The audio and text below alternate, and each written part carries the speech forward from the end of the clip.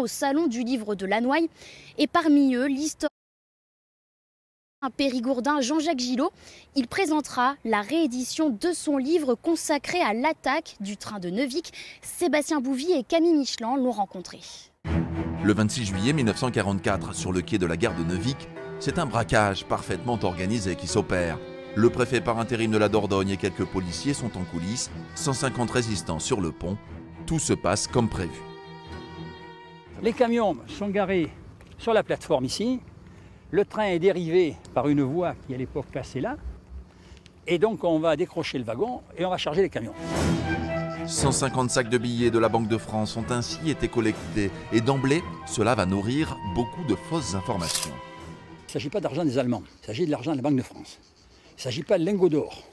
Il s'agit de 4,5 tonnes de billets de banque, 5 et 5 000 francs. Pour la somme modique de 2 280 milliards à l'époque, presque 450 millions d'euros de maintenant. Il ne s'agit pas non plus d'un argent qui a intégralement servi la résistance. Ce serait trop beau. En effet, le trésor de Neuvic ira gonfler d'autres caisses. Dans la première semaine de septembre 1944, les partis politiques se réunissent au château de Fleurac et donc ils décident de se partager le pognon. Mais il faut le transporter à Paris et donc il faut des camions. Un ancien collaborateur disposant d'une camionnette fera l'affaire. Il montera l'argent à Paris en compagnie du surnommé double maître, épurateur en Dordogne et chargé de la répartition des sacs.